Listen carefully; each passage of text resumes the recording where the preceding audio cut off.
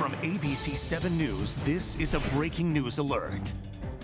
That breaking news tonight out of Northwest Washington, where a woman is dead after a stabbing. Now, a Metro bus is at the center of the scene, but we don't know how it is involved. Tim Barber is on the scene. And Tim, what do we know? The bus is still parked right here in the middle of Kansas Avenue. It is still surrounded with crime scene tape. But since News Channel 8 at 10, investigators have been snapping pictures both in and around the bus, including these evidence markers scattered along Emerson Street. Detectives say a female teenager stabbed a woman in the chest here after they had a verbal altercation on the bus. Things didn't get physical until they stepped off the bus. The victim died, but the suspect is still on the run. We're told the suspect is a black female, 5'5" to 5'6", last wearing dark-colored clothing. We'll let you know what led up to the murder as soon as we confirm those details with investigators. You can see they're still out here on the scene. We're going to be working to confirm those details throughout the night. Reporting live in Northwest Washington, Tim Barber, ABC 7 News. All right, Tim, thank you very much. And in political news tonight, we have breaking news. Billy Bush is out. NBC News made the announcement this evening. The Today Show host was caught, of course, on tape having that lewd conversation about women with Republican presidential candidate Donald Trump. This happened in 2005, just before Trump appeared on Access Hollywood. Well, on that tape, Bush is heard laughing as Trump talks about being able to grope women and trying to have sex with them because he is famous. Well, Donald Trump's wife, Melania, talked with CNN this evening. Now, this was her first on-camera interview since that infamous tape surfaced about a week ago.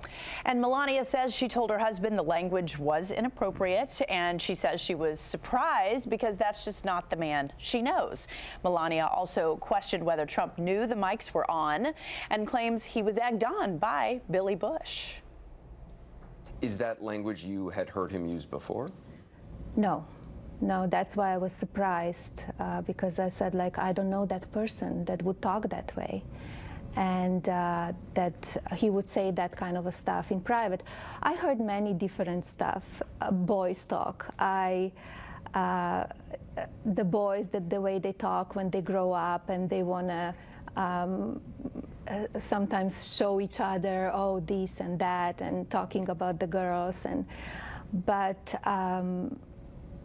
Yeah, I was surprised, of course.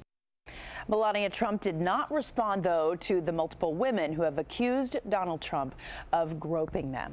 On the campaign trail, both Donald Trump and his running mate Mike Pence stayed on the message that they started this weekend, talking about voter fraud and conspiracy theories. The election is being rigged by corrupt media pushing false allegations and outright lies in an effort to elect Hillary Clinton. Voter fraud cannot be tolerated by anyone in this nation. Well, a fresh round of polling from several battleground states does show a very tight race in Florida and Ohio. But a solid lead right now seems to be established for Clinton in Pennsylvania. And an already volatile election sparking violence now. In North Carolina, someone firebombed a Republican Party office. Evidence, including a message comparing Republicans with Nazis, has been sent now to the FBI lab in Quantico tonight. That violence is also happening in our area. A man in Northern Virginia tells us that somebody set his Trump campaign signs on fire in his front yard. Tom Rousey spoke to him tonight. He's live in Fredericksburg. And Tom, what did he have to tell you? And also, this guy's pretty lucky that fire didn't spread to his house.